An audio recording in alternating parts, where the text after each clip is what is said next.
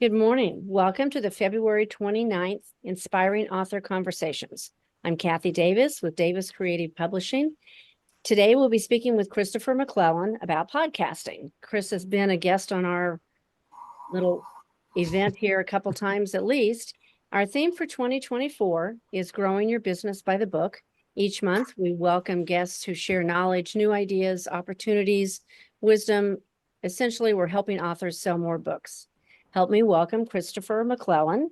He's the author of What's the Deal with Caregiving and the founder of the Whole Care Network, based on his experience as a family caregiver. The mission of the Whole Care Network is to bring trusted information and referrals via podcasting. Chris has hosted over 500 podcasts focused on and around the care economy and believes it's through his story sharing that diversity meets the road to collaborate on a common cause. Welcome, Christopher. Now, all these years I've known you, do you prefer Chris or Christopher? Well, it can go either way. It just depends. Like with my sisters, it was always Christopher when they were mad at me. Exactly. So yeah. So I have all older siblings. So that was kind of the telltale sign. So Well, and in the Midwest, if they use your middle name, you're really in trouble. then that's right. If I hear Joseph, then I know that I'm That's right. underneath. I'm going underneath the You bed. better start running. That's right. Yeah. Well, So it's great to be with you again, Kathy. Yeah, today we're going to talk about podcasting as we love to do.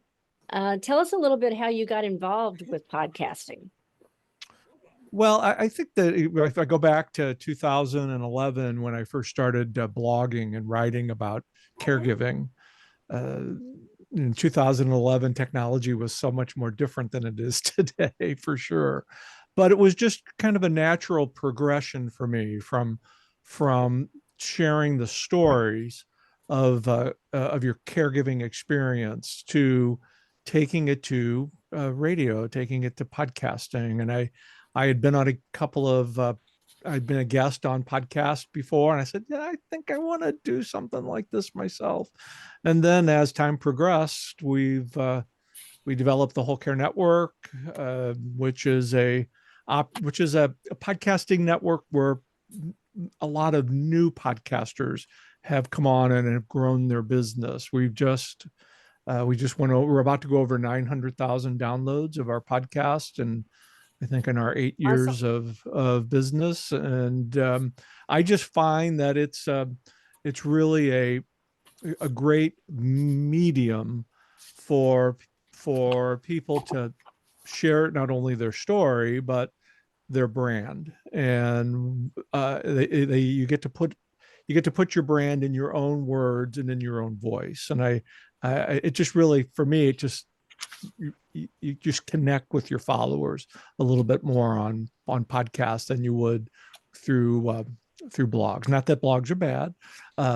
You can have both, really, but when somebody can hear your voice and know your why, then that's an automatic connection for that potential customer.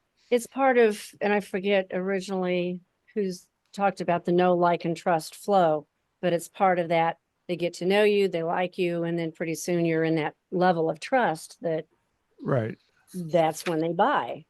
Yeah. That's when they buy. And then it's almost kind of like having a virtual relationship with somebody. Mm-hmm. And I've got a number of success stories on the Whole Care Network where solo entrepreneurs in what we call the care economy have used podcasting to help launch their brand and their book. And they have loyal listeners that are always tuning in. And I think that's really something that I'm very proud of at the network, is that we've given people an opportunity who've never podcasted before that to share their story, to get that out there. Because one of the benefits of podcasting is once that podcast is created, unless you hit the delete button, it lives on forever. So it's evergreen. Yeah. It's evergreen. I have my Healing Ties podcast, which it's been out of commission now for I haven't recorded a Healing Ties podcast in about 3 years, but I still get downloads on it because it is evergreen. People find it, and it's a part of your overall marketing component that that is really an add-on to what you're already doing marketing wise. So if I'm an author, how do I get started? I know that it's a new territory for me, so I'm learning as we go. What's the first step typically for an author? What do they do? Really, the first step is to select a hosting service that's going to host your podcast. That really helps distribute your podcast. And everybody wants to be on Spotify. Everybody wants to be on Google, and the podcast hosting platforms automatically do that for you. That's the kind of the technical side of this. But then equipment wise, you can, I'll use a car analogy, kind of like we're on car talk. You can have the Pinto or you can have the Cadillac, but sometimes you just want to go with the Buick as far as recording equipment goes, because no matter where your podcast is being distributed, if you don't have good sound, you're never going to have any. You're never going to have any listeners. And one of the great things about these podcast platforms, they usually, most of them that I've dealt with, they always have some type of suggestions or training mechanisms that will help you select the equipment that you need in order to record good sounding podcast. Because if we've all experienced this, if you're not going to listen to something that you can't hear, right, or it's breaking up, and so that's really one of the things that you want to look at. Also, editing. Editing is, it's just like if you're editing a blog post, you want to go in and take out what the run-on words. You want to look at having your podcast professionally edited. And that there's a question whether that's something as an author, if I have to do that, or can I find somebody to do that? There's a variety of ways you can, if you're well versed in some of the free software like Audacity. If you're that's what I use for editing. If you learn how to do that yourself, you can certainly do that. There are a number of services out there that will that producers is really the professional term that will produce your show for you. Some of those, they work on an individual show basis, or they will sell you a package. We have a little bit of both on the Whole Care Network as well. And so I noticed we've got something. I had a message. It's just a side. We'll move on. But so I noticed the equipment that you have today is, it's substantial. It seems. So is that something that as an author, if I, say, okay, I'm going to do this, what kind of financial investment is there for this equipment that I need? I think you could really get some real good, decent equipment for anywhere from $200 to $300. I kind of went for the Cadillac because I do voiceovers as well. But there are some really great moderate equipment out there that you could record excellent, you get excellent audio on. Is it something I can find on Amazon? It's something you can find on Amazon. It's something that I could certainly share some links with everybody after when you do the follow-up. But with that, again, the hosting service that you select, they're going to have some recommendations as well. We use a hosting service called podcast.co, and they have a wealth of training videos that are available for anybody that is hosting their podcast on their brand. And the other thing that's equally as important, and we're kind of experiencing it here now, is what studio do you record your podcast in? A number of people use Zoom as their podcast or recording studio. Uh, Zoom has its pluses and minuses. We use a program called Riverside.fm, which is solely geared for podcast recordings, and they also, like similar to Zoom, you can invite guests, you can have a variety of topics that that you can run through the the Riverside platform. But one of the advantages of Riverside is that as the host or as the producer, you'll be able to see the equipment that your guest is using, and that's another piece of the learning process for podcasters. Is invariably you're going to want to have guests on the show, on your show, and sometimes the guest, because we're all new at something, and sometimes the guests aren't real comfortable behind a microphone, or they know how to access some of these virtual studios. But with Riverside FM, one of the advantages, and maybe this is on Zoom, but I'm not as well versed on it, you can see what equipment your guest is using and help them achieve a better sound on their end through the virtual studio. So I don't get any kickbacks for Riverside FM, but I do recommend Riverside FM for podcast recordings. And you can also you can line up your LinkedIn, all your social media networks, and do live events as well with Riverside FM. I just find it better for podcasts than I do than Zoom. Mm-hmm. So one could always start with Zoom and then move in as could you always practice. comfortable. Sure. Yeah. Right. Mm-hmm. So you mentioned a couple of things I wrote down to make sure I asked. How does one come up with a topic? I can hear some of my authors asking that same thing. What am I going to talk about? What do people want to hear? How do I figure that out? Well, I think that relates directly to the why an author wrote the book that they wrote. What is your why? That's what people want to know. And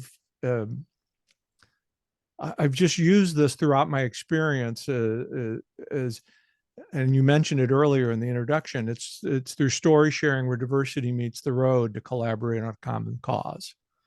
And on the network, while we have a number of folks that are focused on caregiving and the care economy, they all have had a story on why they're doing what they're doing. And I think any author has what is their why? Why was it important to write that book? And and I know how challenging it was to sell my book after it was, while it was in leading up to being published and afterwards. I think people want to hear why you did that. What's so important about the message that you have that you wanted to write it down? And I think there's just no better way of telling that than in your own voice and in your own words. Mm-hmm. The topic, whether it's a 1 episode or 6 episodes or whatever you decided to do, it's going to come naturally. It's going to be right there in your notes as you wrote your book. It's going to be in your outline. It's going to be what you've discovered in the whole process of writing the book. And it's personal. Mm-hmm. And to when I ask a person, an author, why are you writing this book? People will have a tendency to repeat the words they love the most. Yeah. And so I will listen. And if I start hearing words being repeated, I start writing those words down, because I know that somewhere in there is what I call their golden thread, their reason for doing. I like that. Yeah. Yeah. Yeah. And that, I relate that to what we've been heavily involved in caregiving. Caregiving is such a big deal now. It's gotten more awareness, especially since the pandemic.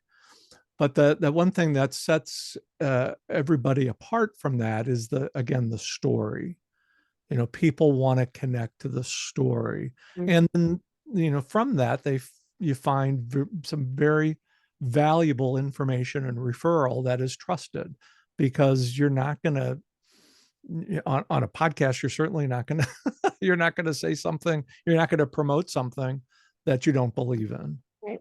You're not going to have a guest. And I will jump in and say the easiest thing on a podcast is getting a guest, but you're not going to have a guest that doesn't align with your train of thought. And but maybe you have somebody that their train of thought is a little bit different, but you find out what their why is, and then you realize that you've got more in common than what you ever believed. Mm-hmm. Let's find, that was the other question I wrote down, is how does one find guests? I know I have my own methodology, but tell me how you typically find guests. Well, in it started out with having a pretty elaborate blog, but there's also a number of different services that you could pay for that will match you up with podcasts. But again, once you start a podcast and you have it out, you have your theme, your genre, then you're on Apple, you're on Google, you're seeing all these other podcasts that kind of match your brand. And readily contact information is readily available, just to reach out to the other host, because that's another way of growing your audience, is you're being a guest on somebody else's podcast and then inviting them to be a guest on your podcast, because everybody has a different amount of followers, and you would hope that in order to have somebody on your podcast, that they're going to help market that podcast so that they become subscribers to your podcast as well. I know I noticed a clever opportunity for someone the other day. Someone on LinkedIn reached out to me. So as I'm, listed as a publisher on LinkedIn. Right. And she just said, I'm checking to see, who do you have in your author list that might want to be a guest on my podcast? And she, sent me a link to her website. And I thought, well, that's a clever way to. That's a very clever way of doing it. And I, as I was sitting here thinking about it, I thought, oh yeah, I need to ask Julie to help me send out a message to our authors and say, if you'd like to be on this podcast, let Julie know and we'll give her the list and she can, take it from there. Yeah. I think it's just an invaluable resource. Even if you're just doing one podcast to promote your brand or your book, or if you're going to do a 6-episode series, or if you want to have your own podcast channel, that just continues to live on. And it's an add-on to the social media advertising that you're already doing, but it's authentic in your own voice. And I guess you can tell that I really enjoy the podcasting and the radio side of it. And is it time you have consuming? that radio voice. Well, thank you. Yeah. Mm-hmm. Yeah. Can I be on Camo X? What do you think? I think so. Excuse me. I could be Jim White, from midnight to I'm dating myself there, from midnight to 6 a.m. Yeah. We do have a question from Richard. Christopher, do you recommend various podcast guest profiles for each audience, or one solid one? Do you have a suggested podcast profile that you recommend? The profiles are one particular profile that speaks to the topic matter of the podcast and the brand, because that description is going to be distributed throughout all the different podcast platforms. And I think the other thing that I recommend our podcasters to do when they're writing their description is to put a link in the description to their website as well. Yeah, I'm trying to remember back, the woman from LinkedIn, she's she's a women's business coach. So, I mean, I understand her motivation here. And right. And that's fine. That, it's part of doing business. And she was thinking outside of the box, and she did include that link to her website kind of as a credibility. And she and I have crossed paths in the passed. So Right. Mhm. it was not a total unknown person reaching out. Yeah, And and just to kind of piggyback on Richard's question, the other thing, you have the description, your main description of your podcast, but then each episode has its own description as well. And you'll get a transcript, and most podcast platforms will create a transcript for show notes, and those could be added into the episode description as well, with links to your website. And if you're having a guest, you could also monetize your podcast by charging a fee for a guest to promote their work as well. Some of the folks on the network, they're getting anywhere from $250 to $500 an episode for guests. for guests, but they're promoting that Mm. guest brand. So it's another, if you think about your marketing budget, that's kind of the rule of thumb there, is what would you be spending marketing wise on something, social media, that could have your own voice attached to. So Yeah. So that brings up a couple questions. So is the ability to monetize your episodes and charge for them, is that based upon being able to have acquired a strong, pretty good list of listeners and it's downloads? right. It's twofold, Kathy. It's you definitely want, people are going to want to know what your downloads are, and what your reach is. But here's another way of looking at it, and I think it really speaks to our group here today, is that as a podcast host, you're creating content for somebody to use in a advertising type of setting. So with podcast, you can, especially on a video podcast, you could take say this, let's say the best podcasts are usually 20 or 30 minutes. Out of that 20 or 30 minutes, you could take probably a half a dozen of snippets, what we call audio reels, and create just a variety of content for not only yourself but your guests, that they could use across all different social media platforms, whether it's a Instagram reel or a spot on LinkedIn. You've got so much content in this 20 to 30 minutes that can be constructed and used in a variety of ways that can help promote not only your brand but a guest brand as well. I often get the question about, I want Joe Rogan's numbers. I said, well, the type of work that we do at the network is be great to have, certainly it'd be great to have Joe Rogan numbers. Then you have advertisers coming to you, but we're kind of focused on helping solo entrepreneurs and authors uh, really accentuate their brand in their own voice. And I know some of the top downloads on our network, the Heart of Hospice, Happy Healthy Caregiver, they're getting 8 to 10,000 downloads a show, and those are loyal listeners. And that's what advertisers, if you're going in that direction, that's what advertisers really want to.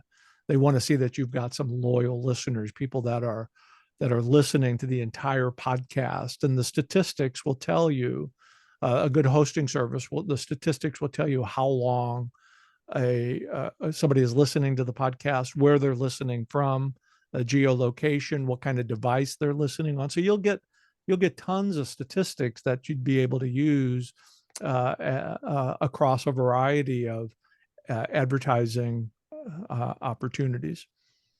So Richard, I'm going to ask if you want to just unmute yourself and hop in and ask your question. Yeah, Christopher, when we're doing a podcast profile, and we've been on numerous podcasts, should we include in the profile podcast and links to previous ones we've done on a profile? Are you saying if you had your own podcast? No, if I was a No, guest, let's say I was a guest, which I have on numerous podcasts, right. and I have the links to those podcasts.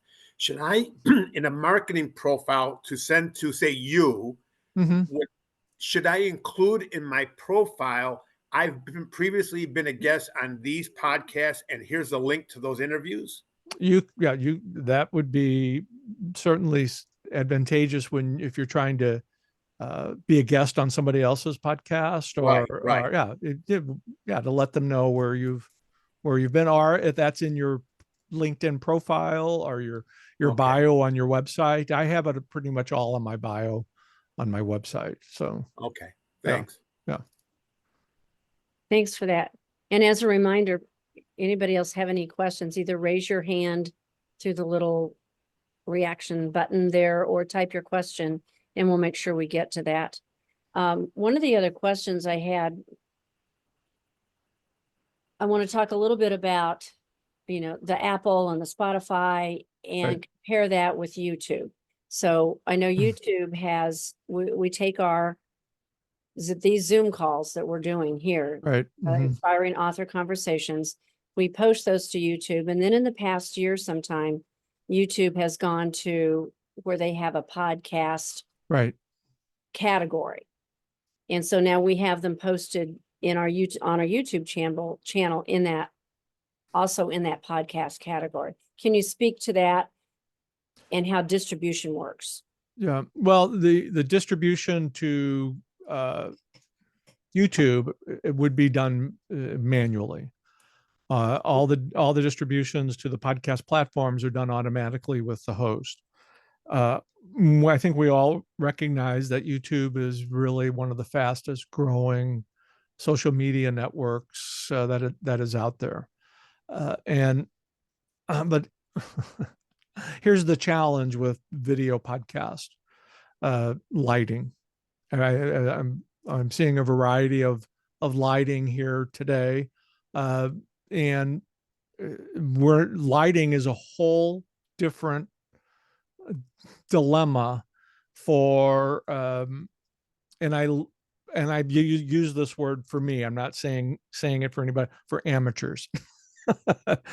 I've had to learn how to get my lighting and camera to where I could feel comfortable making adjustments when I'm on a video podcast like today. I mean, there's not everybody is set up for a video podcast. Now, if you have that opportunity to do it, then and can learn it, then I would say go for it. But if you're not set up for a video podcast, if you don't have if you don't have the lighting or the professional background, or I think it just kind of takes away from the brand and your message. And then there's a number of YouTube videos and coaching that are out there that can help you with the lighting, but you're going to want to invest in the lighting equipment that you need in order to get the look that you're looking the look that you're looking for. Not to be Well, and the goal redundant. there is you want them to be able to see your face, You want to see your face, your right? expressions. Yeah. Mm-hmm.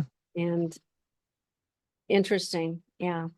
So if I have a guest as let's say I have a podcast and I have a guest on my podcast, who owns that content? The owner of the content is the creator of the Okay. podcast. And I would highly recommend that, and I could share my disclaimer that I use for my guests with you, Kathy, is that I would highly recommend that every podcast host has a guest disclaimer that indemnifies the podcast host from any copyright problems that could arise from a guest. Because we haven't had this happen before, but I know, and I say this in all kindness because we're all authors here, sometimes people borrow content. Yeah. I'll use that word lightly, borrow content.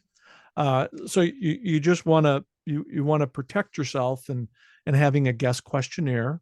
You're going to want talking points from the guests so that that you know where the conversation can go. But with that, you want the guest to know that that any copyright issues, that you, the podcast host, owns the podcast. Any copyright issues that would be discoverable on the podcast that they would bring up are solely between them and and anybody that would be the complaintor. So even if I'm able to get distributed through Spotify and Apple and all the others that are out there, as the podcast owner, I would still own that copy. You'd still own that copy. You are giving those organizations permission to share your content. They do not own your content. Okay, that's good to know. That's good. Mm-hmm. Yeah, because you could take your podcast down at any time. Mm-hmm. Some of the copyright issues that come in with podcasting is music license, jingles. That's something that you really want to be aware of, and something that we could certainly help you with. Mm-hmm. And with that, we mentioned YouTube just a bit ago. The music license for YouTube is different than what the music license would be for Spotify or Apple. It's all these little nuances that that you really need to be in touch with, and that's where a good podcast hosting service or could really walk you through some of these things for folks that are just starting out, in order that you're not being dinged.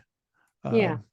And I've been dinged 2 or 3 times on YouTube because of, you kind of forget that, I put the song on this podcast. I know it's okay on Google, but it went over to YouTube, and all of a sudden you get that, you copyright infringement, and you have to kind of go through.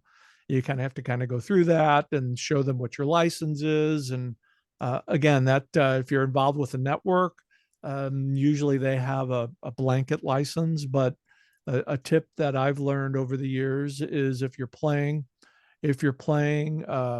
royalty type music, then you want to put your license number at the bottom of the show notes on each episode. So That's a really good tip. Richard has a question. What about the guests? Do the guests own their own content? the guest does not own the content. You can share the information, share the podcast, but the podcast host owns the content Of that podcast. Now, of that. my thought though is, if you're sharing content that you have used previously and earlier, you are the original owner of that. Right. Mm-hmm. That content. I mean, that's the way it works in publish. Right. And Mm-hmm. so I would guess it would work the same way here. So It'd be the same. Mm-hmm. if you have something trademark, or if you have a program that you're offering, or if you've got content that you have used previously and show that you own that content, you are the original owner of that content. You're the original owner of that. Talking about. And there are ways in each episode that you can note that in the show notes, in the description. Okay. Yeah.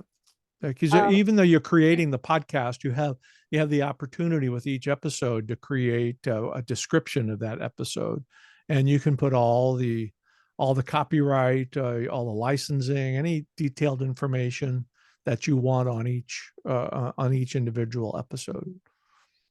And what is the name of your podcast again? We're it's the Whole Care Network. Mm-hmm. And we have, I think 70 podcasts right now. My old podcast was Healing Ties. I can't see my bow tie because my beard gets in the way, but it was about life after caregiving. And my new podcast is called Aging Gayfully. Awesome. And your website, what is, and we'll put this information. Yeah, it's the thewholecarenetwork.com. Yeah. So does anybody have any questions? Richard, go ahead and chime in here. It's not a question, but I think a suggestion.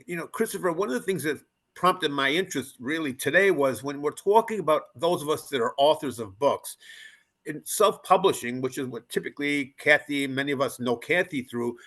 One of the biggest obstacles is how to sell your book. It's wonderful to write the book, and it's our journey, and it's the why factor, why we wrote it. All that's wonderful. Where I see podcasts can be really helpful is to use it in small nuggets, if you will, by being interviewed to talk about certain components of your book to entice people to have an interest in purchasing the book Right. or inquiring further about it. And I think that when people say, what are they going to want to talk to me about? Yes, I think you're right. It's the why factor. But we need to be careful not to make it so personal that people say, well, that's their journey. But to talk about it as my journey, but I found that this really resonates with many people, which really gave me more encouragement to tell my story or to talk about this topic. Right. But I think it could be a wonderful marketing technique to do it without asking as though you're selling, but to sharing your content and it's nuggets. Exactly. Yeah. And I've worked with a few authors on helping them tell their story through short 5-7 minute podcasts that somebody's going to listen to that entire 5 or 7 minutes all at one time, and then there's a call to action at the end of that episode, and then you follow that up. It's usually like a 6-episode podcast series that anywhere from 5 to 7 minutes, no more than 10, about the particular topic that's related to the book. And invariably what happens in this conversation, while I asked the author for talking points, but what invariably happens in that conversation is the author will say something that they didn't think of to write down on the interview sheet, and then it just becomes natural. That conversation just becomes natural. There's no selling of this in the conversation. There's a promotion at the introduction and a promotion at the end. This is where you can get your book, but that 5 to 7 minutes that it would be guiding the author to talk about their particular why for that topic of that episode. Absolutely. And then from there, you have your podcast channel that's created. It lives on as long as you are paying the hosting fees, which is about $125 a year. But you can take that podcast channel, and if you have an interest in podcasting, you can continue the conversation. And again, it becomes a part of your media portfolio, and it does help. It does help keep the voice, your brand, your book. It does help keep that into the forefront, because it is hard to sell something that you put your heart and soul into it. And that's why I think we all need a little help from an objective third person, that or another brand, or somebody like Kathy who knows knows the ins and out of publishing, that where you've got the ready-made content.